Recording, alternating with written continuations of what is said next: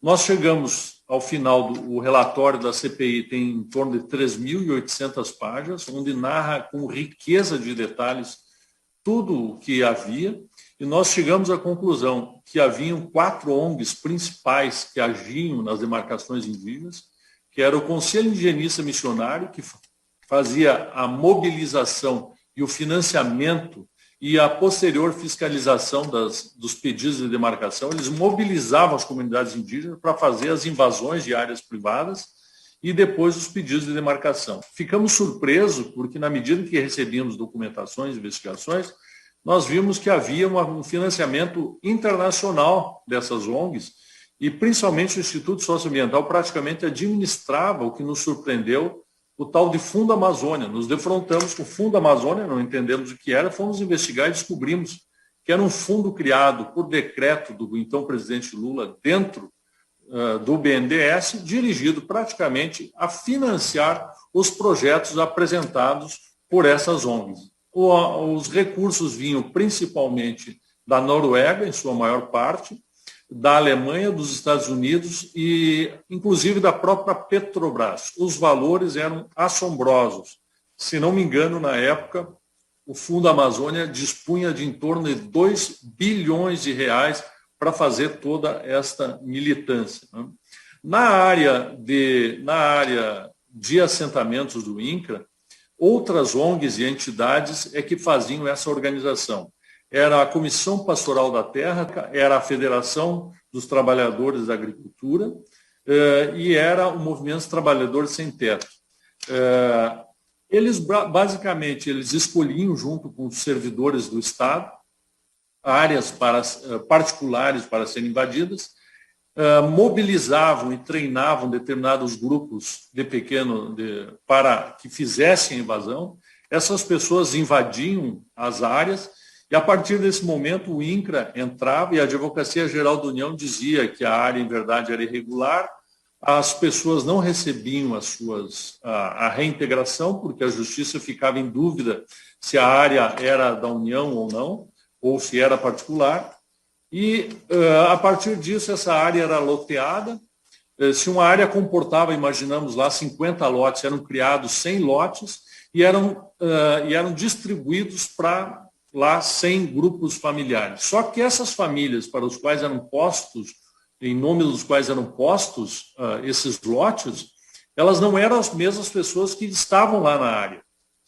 Essas famílias, nos quais os lotes eram dados o nome, elas serviam apenas para buscar recursos públicos. Então, elas iam pegar crédito de eletricidade, crédito de instalação, uma série de benefícios. E esses recursos eles eram rachados entre o dono da loja onde fornecia os bens e materiais, os funcionários do INCRA, gerente de banco e os funcionários das organizações que eram atribuídos à fiscalização dessas áreas. Se tornou um grande esquema de desvio de recursos públicos e dirigidos também a partidos políticos. Tá? Então, havia também envolvimento do Ministério Público Federal, que acobertava todos esses atos, da Advocacia Geral da União, universidades e partidos vinculados principalmente à ala de pensamento de esquerda. Né?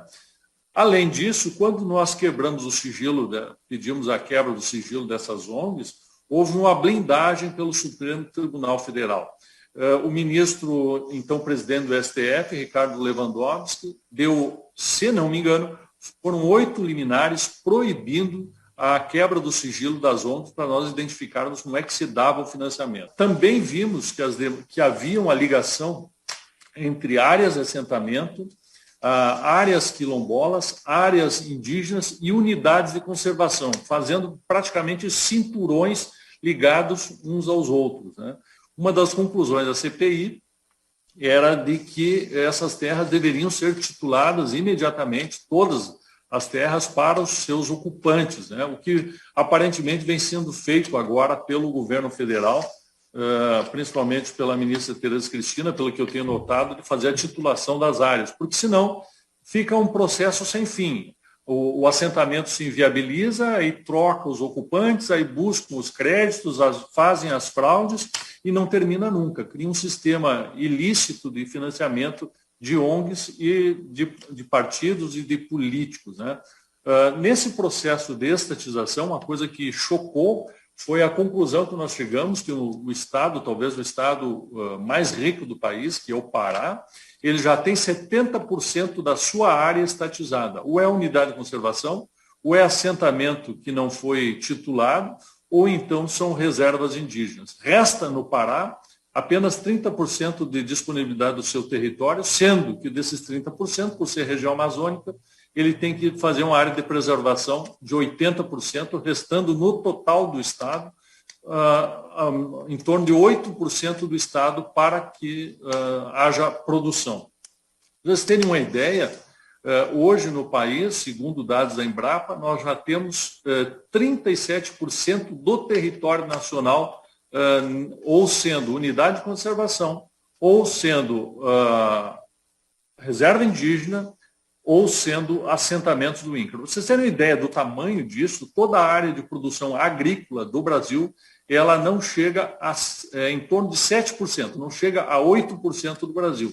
E, portanto, 37% já está indisponibilizada para a produção.